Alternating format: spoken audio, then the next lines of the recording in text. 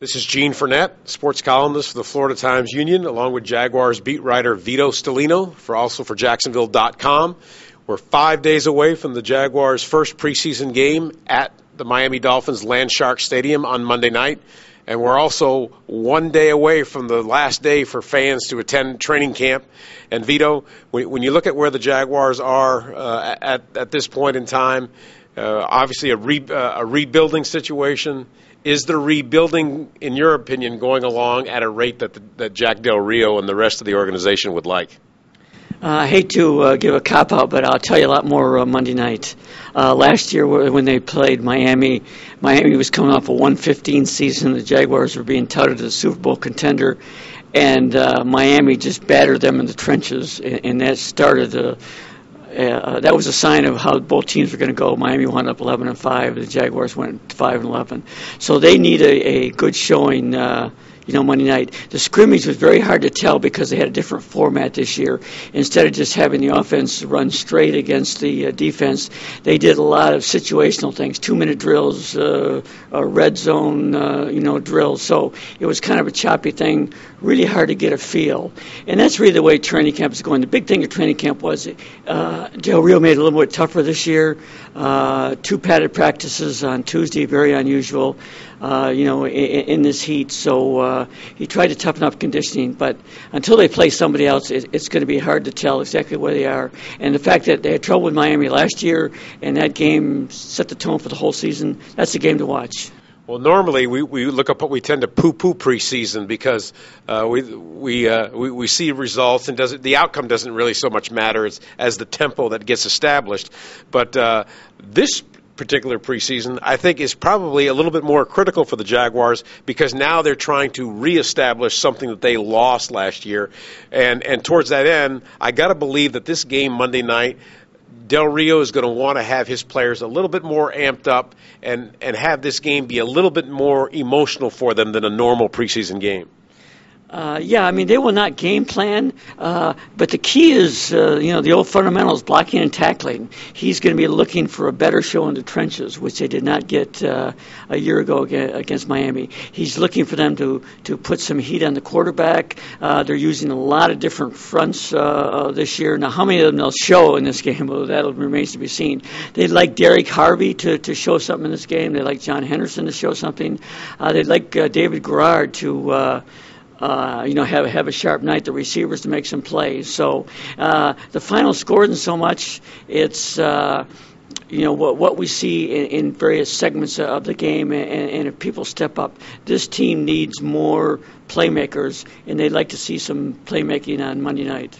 Now, toward that end, a lot of what's been going on this preseason has been a lot of focus and attention on quarterback David Garrard and whether the passing game can get back to being the kind of threat that it was 2 years ago. But in my estimation, the issue that's equally as big, if not bigger than that, is Jack Del Rio and new defensive coordinator Mel Tucker going to be able to get this defense back to establish, the kind of a top 5, top 10 defense that it has been in previous years? Because when you look at this defense last year, I don't care how much David Garrard and these new band of receivers are on the same page and are able to put up more points on the board. If this defense isn't able to improve any from last year, it's going to be a long year again. No question, and it starts with the defensive line. It starts with Harvey and Henderson. They both need to step up, get heat in the quarterback, stop the run. They have a decent linebacking core, and assuming that Brian Williams or Derek Cox in one corner and Rasheed Mathis in the other corner are okay. Reggie Nelson kind of bounces back from last year, but they have Gerald Alexander to push him.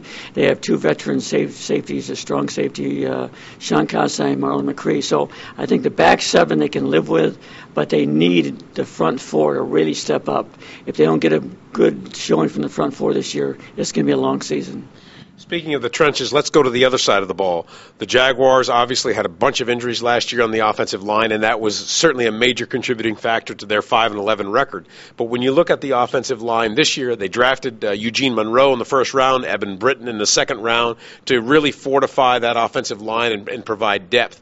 Well, now you've got a situation where Eugene Monroe is in the 11th day of his holdout, and with 5 draft picks still holding out, all bunched up in the same area where Eugene Monroe was selected. Who knows how long his holdout's going to last? So assuming that Monroe won't be ready to be a starter opening day, what's your assessment of this offensive line and whether it can get Maurice Jones-Drew, whose per carry average, by the way, fell by almost a full yard last year?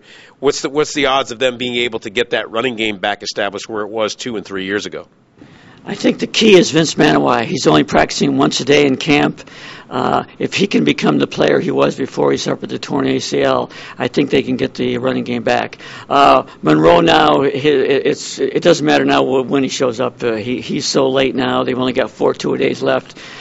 Trey Thomas is going to be the left tackle for at least the first half of the season. And he's, for a veteran, he's got some savviness. Maybe I'll live with him. Tony Pashos on the other side, a little shaky against the pass rush, but can, play the run. And Mo Williams is dependable. And Brad Meester is dependable. So I think the offensive line, if Manawai is in there and playing well, can be good enough. But they need a guard to step up and have a big season. One of the big issues about this team going is obviously the idea that most of the home games, if not all of them, will not be on local television this year. The blackouts are definitely coming. I think the fan base now has gotten the message that that's going to happen. Now the question is going to be, with the Jaguars' schedule being so tough right out of the gate, having to go to Indianapolis, having to go to Houston, having to travel to Seattle. It's going to be awfully difficult for this team to get off to, let's say, a 3-2 or a 4-2 type start.